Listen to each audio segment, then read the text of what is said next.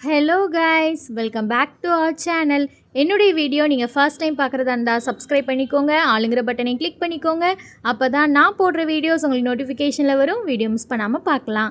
இன்றைக்கி என்ன வீடியோ பார்க்க போகிறோம் அப்படின்னா, நம்ம ஈஸ்டர் செலிப்ரேட் பண்ண வீடியோ தான் பார்க்க போகிறோம். வாங்க வீடியோக்குள்ளே போகலாம். முந்த நாள் நைட்டு, அதாவது இது பார்த்திங்கன்னா சனிக்கிழமை நைட்டு ஒரு 9 மணி இருக்கும். அப்போ தான் நாங்கள் வீட்டிலேருந்து கிளம்பலாம் அப்படி சொல்லி பிளான் பண்ணோம். எங்கே போகிறதுக்கு அப்படின்னா சர்ச்சுக்கு போகிறதுக்கு தான். ஆல்ரெடி நான் ஷார்ட்ஸில் சொல்லியிருந்தேன். ஏன்னா நம்மளுக்கு மும்பை பக்கத்தில் நெருல்னு ஒரு பிளேஸ் இருக்குது. அங்கே தான் சர்ச்சுக்கு எப்போவுமே போவோம். வீக்லி நம்மளால் போக முடியாது, ஏன்னா 2 மணி நேரம் கிட்ட ட்ராவல் இருக்கும். ஸோ அதனால் பார்த்திங்கன்னா ஏதாவது ஸ்பெஷல் டே அப்படி மட்டும் தான் போகிறது. மற்ற நாள் வீட்டிலே ப்ரேயர்லாம் பண்ணிக்கிறது. ஈஸ்டர் வந்து மோஸ்ட்லி நம்ம ஊர் சைடில் போய் செலிப்ரேட் பண்ணால் நல்லாயிருக்கும். ஆனால் வந்து இந்த டைம் போக முடியல, ஏன்னா ட்ரிஷானுக்கு ஸ்கூல் இருந்துச்சு. ஸோ போக முடியலை.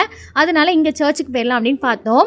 காலையில் 5 மணிக்கு சர்ச்சில் ப்ரேயர் சொல்லியிருந்தாங்க. ஸோ காலையில் 5 மணிக்கு ப்ரேயர் அப்படின்னா நம்ம 3 மணிக்கெலாம் வீட்டிலேருந்து கிளம்புனா தான் போய் ரீச் பண்ண முடியும். 3 மணிக்கு நம்ம வீட்டிலேருந்து கிளம்புனோன்னா 1 மணிக்கெலாம் எஞ்சி ரெடி ஆகணும். ஸோ அப்போ நைட் ஃபுல்லாக தூங்காத மாதிரி இருக்கும். அதுக்காக தான் இப்படி பிளான் பண்ணோம். நைட்டே போய் நம்ம நெருல் பக்கத்தில் போய் அங்கே ஒரு ஹோட்டலில் ஸ்டே பண்ணிட்டோம் அப்படின்னா அப்புறம் நம்ம ரிலாக்ஸாக ஒரு 4 மணிக்கு எஞ்சி நம்ம ரெடி ஆகி சர்ச்சுக்கு போயிடலாம் அப்படி சொல்லிட்டு. ஸோ அதுக்கப்புறம் ட்ரிஷானும் மால்லாம் போகணும்னு சொல்லிட்டு இருந்தான். அங்கே போனால் தான் நல்லா மால்லாம் இருக்கும். அப்படியே அங்கே போயிட்டு வரலாம் அப்படிங்கிற மாதிரி பிளான் பண்ணியிருந்தோம். ஆக்சுவலாக சர்ச்சுக்கு போகிறதுங்கிறது ஒரு ட்ரிப் மாதிரியே ஆயிடுச்சு. ஸோ எல்லா திங்ஸையும் பேக் பண்ணிகிட்டு இருந்தேன். ஈஸ்டருக்கு எடுத்த ட்ரெஸ்ஸஸ், காஸ்மெட்டிக் ஐட்டம்ஸ், இன்னும் அது போக என்னெல்லாம் தேவையோ அதெல்லாம் பார்த்து எல்லாமே எடுத்து பேக் பண்ணி வச்சுட்டு இருந்தேன். நமக்கு 47 days ஃபாஸ்டிங் இல்லையா? ஆக்சுவலாக 40 days தான் எல்லோரும் சொல்லுவாங்க.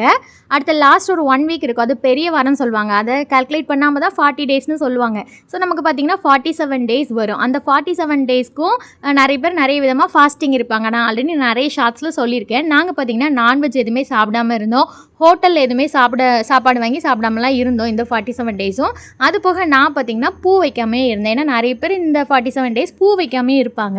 ஸோ அதனால் நானும் இந்த 47 நாளும் பூ வைக்கல. நிறைய பேர் ஷார்ட்ஸில் பார்த்தா தெரிஞ்சிருக்கும். ஸோ அதனால் ஈஸ்டர் அன்றைக்கி தான் நம்ம வைக்க முடியும். அங்கே காலையில் 5 மணிக்கு தான் ப்ரேயர். அந்த ஊரில் வந்து பூலாம் கிடைக்குமா என்னன்னு தெரியல. ஏன்னா சர்ச்சுக்கு வராங்க நிறைய பேர் வச்சுட்டு வருவாங்க. ஆனால் நம்மளுக்கு எங்கே கிடைக்கும் அப்படிலாம் நமக்கு தெரியாது. ஸோ நாங்கள் இருக்கிற பிளேஸ்லேயே பூ நல்லாவே கிடைக்கும். அங்கேயே வாங்கிட்டு போயிடலாம் அப்படி சொல்லிட்டு எல்லாமே வாங்கி அதெல்லாம் கட்டி பேக் பண்ணி வச்சாச்சு. நைட்டு சாப்பாடும் பார்த்திங்கன்னா நம்ம இப்போ மற்ற நாளாக இருந்தால் போயிட்டு அங்கே ஏதாவது ஹோட்டலில் வாங்கி சாப்பிட்டுக்கலாம்னு நினைக்கலாம். ஆனால் இப்போ நம்மளுக்கு நைட்டு வரை, அதாவது ஈஸ்டர் முடிஞ்சு சர்ச்சுக்கு போயிட்டு வந்ததுக்கப்புறம் தான் நம்மளுடைய ஃபாஸ்டிங்கே முடியும். ஸோ அது வரை நம்ம வந்து ஃபாஸ்டிங்கில் இருக்கணும். அதுக்காக தான் நைட்டு சாப்பாடுன்னு பார்த்திங்கன்னா நான் வீட்டிலே பண்ணிட்டேன். சப்பாத்தி, அதுக்கப்புறம் பட்டாணி, கேரட் இதெல்லாம் போட்டு பண்ணுவோம் இல்லையா, கிரேவி, அதுவும் பண்ணி எடுத்தாச்சு. எனக்கு ஏதாவது வெளியே போகிறோம் அப்படின்னாலே கிச்சன் ஃபுல்லாக க்ளீனாக, வீடு ஃபுல்லாக நீட்டாக இருந்தால் தான் போகிறதுக்கு ஒரு திருப்தியாக இருந்த மாதிரி இருக்கும். அப்போ தான் போயிட்டு வந்ததுக்கப்புறம் நம்மளுக்கு பெருசாக வேலை இருக்காது.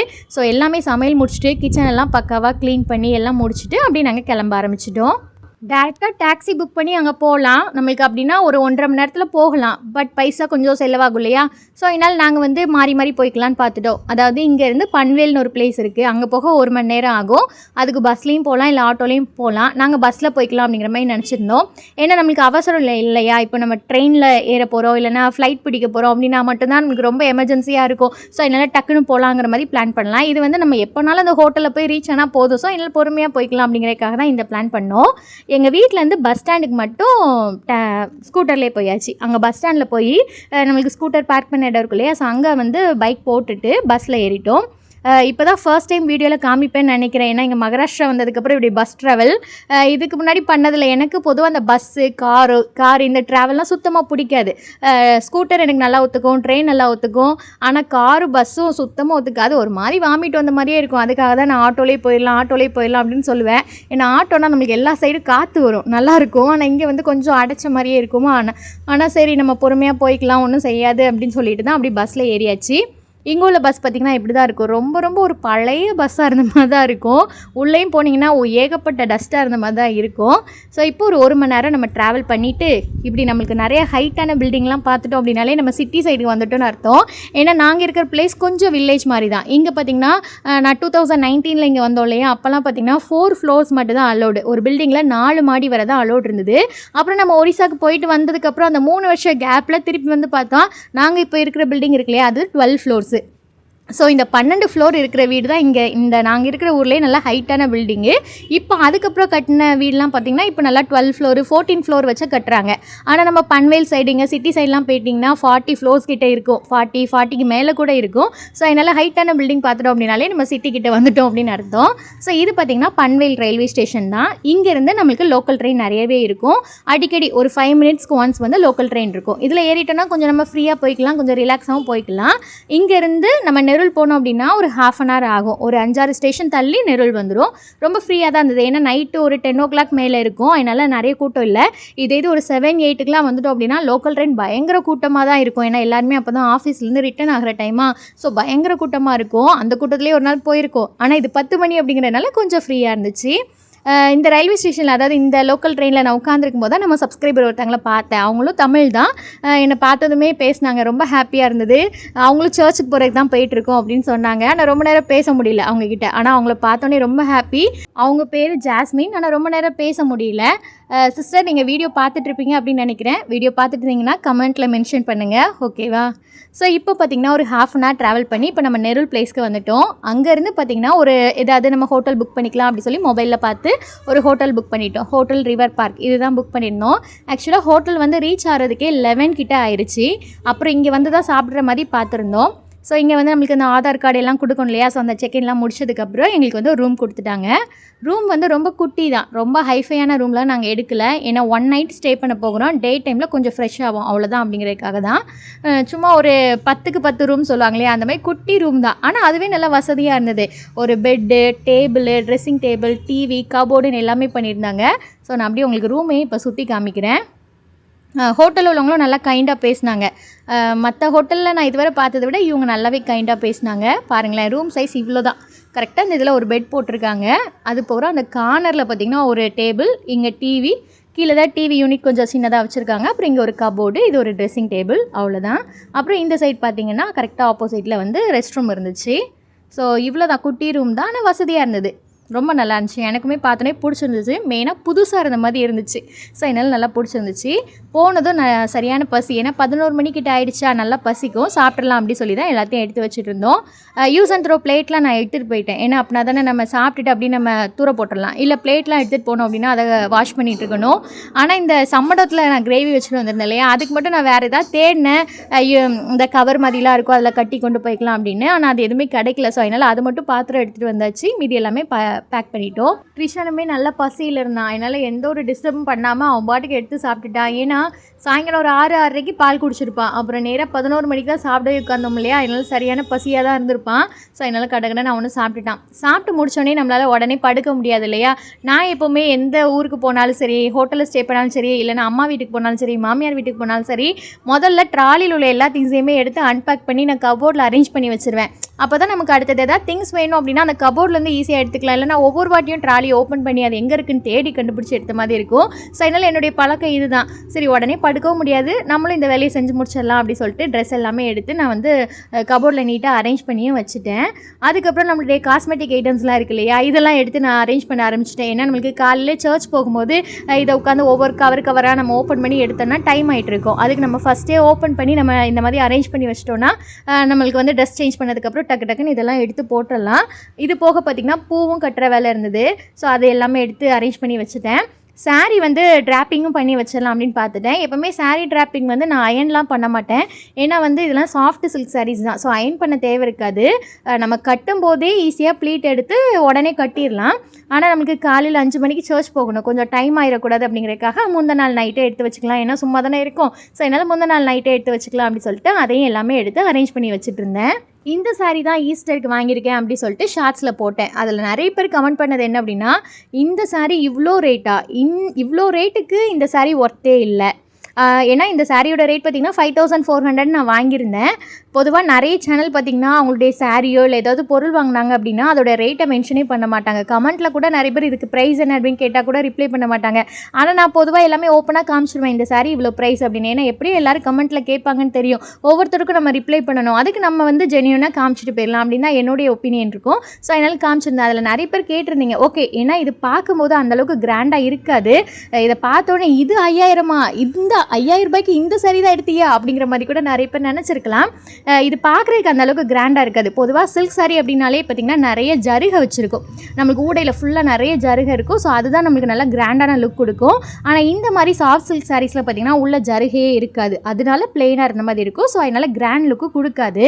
ஆனால் ஜருகை வச்ச சாரீஸ்லாம் பார்த்திங்கன்னா நம்மளுக்கு ப்ளீட்ஸ் எடுக்க அவ்வளோவா வராது, நம்ம கட்டினாலும் ஒரு மாதிரி டைட்டாக ஃபிட்டாக கட்டின ஒரு ஃபீல் இருக்காது, பின்னாடி பக்கம்லாம் லைட்டாக தூக்குன மாதிரி இருக்கும். அது போக பார்த்திங்கன்னா நம்ம நடக்க நடக்க கால் சைடு தூக்கிட்டே போகும். இது வந்து நம்ம வந்து ஜரிகையில் உள்ள சாரீஸில் இருக்க தான் செய்யும். ஆனால் இந்த மாதிரி சாஃப்ட் சில்க் எடுத்துட்டோம் அப்படின்னா அந்த மாதிரி எதுவுமே இருக்காது. நார்மலாக ஒரு பூனை சாரி கட்டினா எப்படி நம்ம நல்லா டைட்டாக கட்ட முடியும், எங்கேயுமே தூக்கிட்டு நிற்காது. ஸோ அந்த மாதிரி கட்டலாம். அது போக கீழே நடக்க நடக்க தூக்கவும் செய்யாது, அவ்வளோ அழகாக படிஞ்சு சூப்பராக இருக்கும். நீங்கள் வேணால் நெட்டில் வேணால் நிறைய சர்ச் பண்ணி பாருங்கள், யூடியூப்பில் கூட நம்ம சர்ச் பண்ணி பார்க்கலாம்.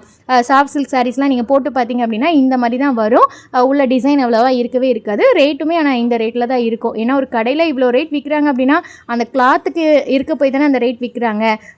இல்லைனா அப்படின்னா நம்ம வாங்கவே மாட்டோம். 2000 விற்கிற சாரியை 5000 விற்றாங்க அப்படின்னா நம்ம கண்டிப்பாக வாங்க மாட்டோம். ஸோ இந்த கிளாத் இப்படி இருக்கிறனால அதோட ரேட் வந்து இவ்வளோ அதிகமாக இருக்குது.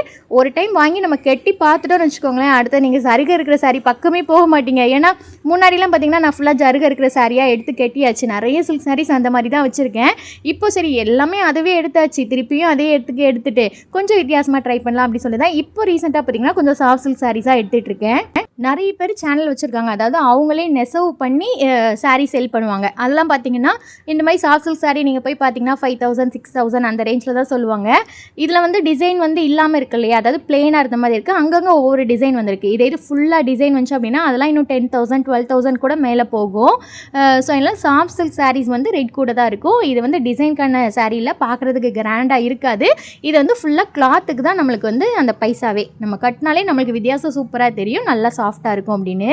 ஸோ இப்போ அப்படியே விடிய காலையில் எழுந்திரிச்சு ரெடியாகி மேக்கப்லாம் பண்ணி ட்ரிஷானுக்கு அப்படி ட்ரெஸ் சேஞ்ச் பண்ணி விட்டுட்டு எல்லாமே ரெடியாகி கரெக்டாக 4:50க்கு நாங்கள் சர்ச்சுக்குள்ளே போயிட்டோம். நாங்கள் போனதுக்கப்புறம் தான் சர்ச் வந்து சர்வீஸ் ஸ்டார்ட் பண்ணாங்க.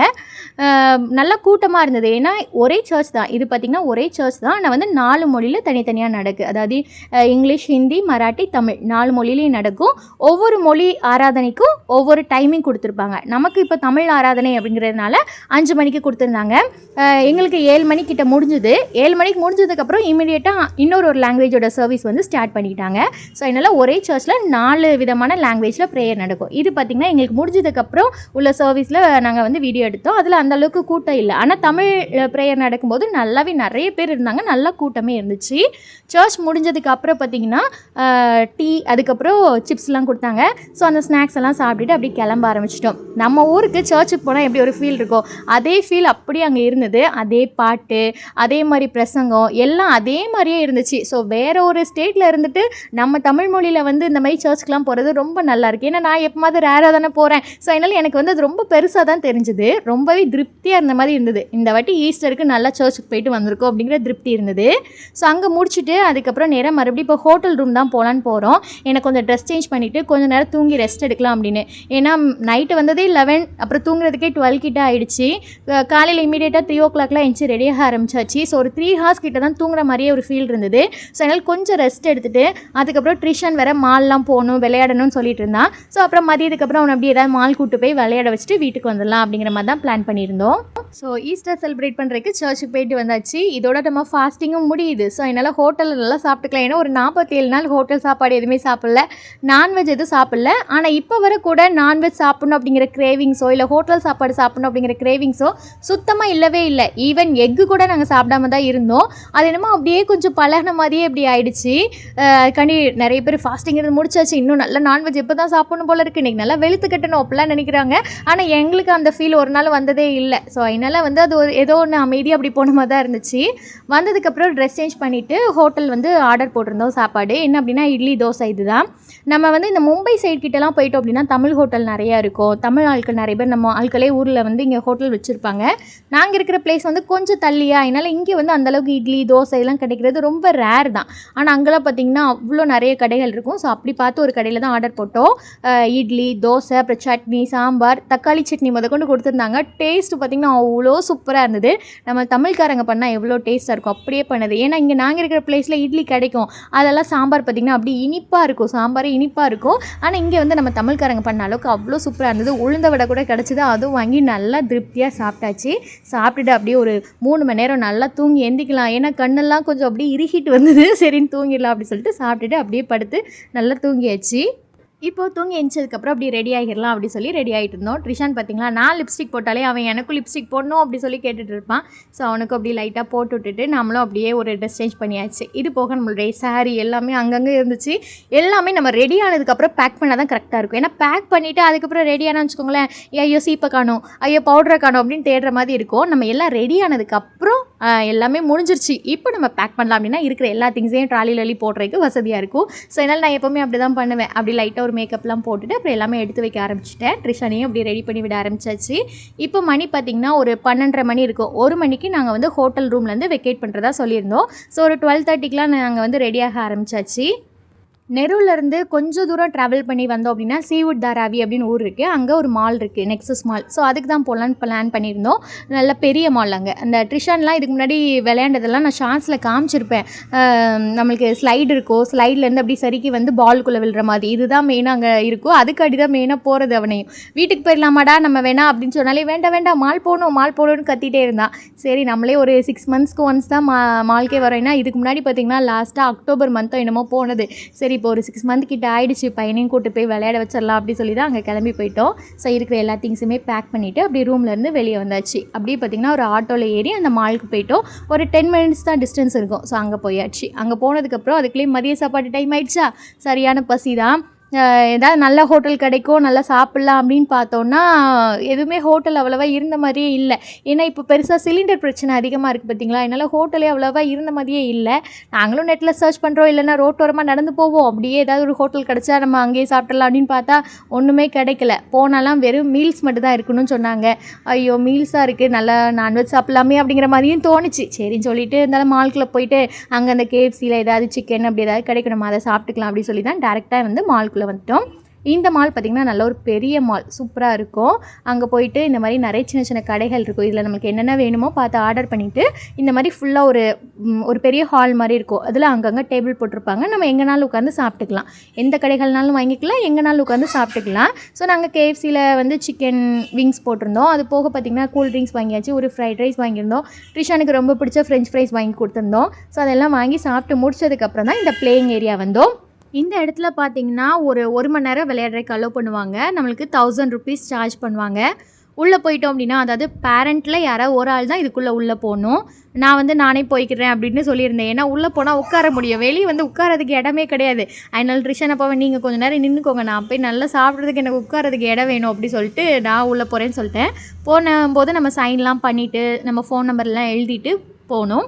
அவங்க வந்து நமக்கு சாக்ஸ் கொடுத்து விடுவாங்க அதுக்குள்ளே விளையாடுறதுக்கு அப்படின்னு சொல்லிட்டு. ஸோ அந்த சாக்ஸ் எல்லாம் அவனுக்கு போட விட்டு நம்மளுக்கு செப்பல்லாம் கழட்டி போட்டணும். அதுக்கும் சின்ன லாக்கர் கொடுப்பாங்க. ஸோ அதில் செப்பல்லாம் கழட்டி வச்சுட்டு நான் ட்ராலியை எடுத்து உள்ளே போய் வச்சுட்டு உள்ளே போனால் தான் நல்ல என் பாட்டுக்கு அங்கே இங்கே ஒரே ஓடி ஒரே விளையாட்டு தான். இங்கே பாருங்களேன், ஒவ்வொரு பசங்களும் அது பாட்டுக்கு பாலில் கிடந்து நல்லா விளையாடுவாங்க. இந்த மாதிரி நல்ல ஒரு பெரிய ஏரியா தான் இது. இந்த மாதிரி நம்ம சரிக்கிட்டே வரணும், அப்படியே பாலுக்குள்ளே விழுந்துடணும். நல்லா ட்ரிஷான் இதில் என்ஜாய் பண்ணுவான். குழந்தைங்க எல்லாருமே சூப்பராக என்ஜாய் பண்ணுவாங்க. ஸோ பேரண்ட்டில் எல்லாம் ஒருத்தவங்க மட்டும் தான் உள்ளே இருப்பாங்க, மற்றவங்களாம் வெளியே தான் இருக்கணும். நான் அப்படி இந்த இடத்துல சின்னதாக பிளேஸ்லாம் இருக்கு இல்லையா, அதெல்லாம் அங்கங்கே உட்காந்துட்டு கொஞ்சம் மொபைல் பார்த்துட்டு அவனும் அப்பப்போ எங்கே போகிறான் எங்கே வரான்னு எல்லாத்தையும் பார்த்துட்டு இருந்தேன். அப்படியே ஒரு 1 hour கிட்ட போயிடுச்சு. அது போனதுக்கப்புறம் பார்த்திங்கன்னா வெளியே இந்த சின்ன சின்ன மிஷின்லாம் வச்சுருப்பாங்க. அதில் கேம் விளாடுற மாதிரி நம்ம 1000 rupees சார்ஜ் பண்ணோன்னா அதில் வந்து 200 என்னமோ நம்மளுக்கு வந்து வெளியுள்ள மிஷினில் விளையாடுறதுக்கு வந்து ஒரு ஆஃபர் பண்ணுவாங்க. ஸோ அதில் பார்த்திங்கன்னா சும்மா 2-3 கேம் விளாட்லாம் அப்படி சொல்லிட்டு அந்த 200க்குள்ளே ஒவ்வொரு மிஷினுக்கும் 70 rupees அந்த மாதிரி வச்சுருப்பாங்க. நம்ம 200 இல்லைனா 300 ஏதோ ஆஃபரில் கொஞ்சம் உண்டு. ஸோ அதுக்கு வந்து விளையாண்டுக்கலாம் அப்படி சொல்லி நானும் ட்ரிஷானோட இந்த பாலை தூக்கி போட்டு இப்படி விளையாண்டுட்டு இருந்தோம். பாலை தூக்கி போட்டு அந்த பொம்மையை வந்து கீழே தள்ளி விடணும், அதுதான். ஸோ அதில் எப்படி நம்ம வின் பண்ண மாட்டோம். அது முடிச்சதுக்கப்புறம் அப்படியே ஒரு ஐஸ்கிரீம் வாங்கி சாப்பிட்டுட்டு வீட்டுக்கு கிளம்பிடலாம் நினச்சாச்சு. ஐஸ்கிரீம் சாப்பிட்டுட்டு இப்படி வரும்போது தான் பார்த்திங்கன்னா மேக்ஸு ட்ரெண்ட்ஸ்லாம் லைனாக இருந்துச்சு. சரி உள்ளே போய் லைட்டாக பார்த்துட்டு வரலாம் அப்படின்னு போனது தான். அங்கே பார்த்திங்கன்னா இந்த டாப்ஸ்லாம் ஆஃபரில் போட்டிருந்தாங்க. ஸோ அதில் லைட்டாக 2-3 பார்த்தேன். ஆனால் எல்லாமே கொஞ்சம் பழசாக இருந்த மாதிரி தான் இருந்தது. ஏன்னா நம்ம ஊர் கடையில் ஃபுல்லாக நல்லா கலராக அழகாக இருக்கும். ஆனால் இங்கே மேக்ஸ் ட்ரெண்ட்ஸ்லாம் அந்தளவுக்கு இருக்காது. இருந்தாலும் போனதுக்காக இந்த ஒரு டாப் கொஞ்சம் பிடிச்சிருந்துச்சு. இந்த கலர் நல்லா இருந்துச்சு, நல்ல ஒரு பீட்ரூட் கலர். ஸோ அதனால் இதில் ஒரு டாப் வாங்கிட்டு அதே மாதிரி லோக்கல் ட்ரெயின் ஏறி அதே மாதிரி ஆட்டோவில் ஏறி வீட்டுக்கும் வந்துட்டோம். வீட்டுக்கு வரதுக்கு 6 o'clock கிட்ட ஆகிடுச்சு. இதுதான் நம்மளுடைய ஈஸ்டர் செலிப்ரேஷன் vlog. வீடியோ பிடிச்சிருக்கும் அப்படின்னு நினைக்கிறேன். வீடியோ பிடிச்சிருந்துச்சுன்னா லைக் பண்ணி சேனலை சப்ஸ்கிரைப் பண்ணுங்கள். பாய், டேக் கேர்.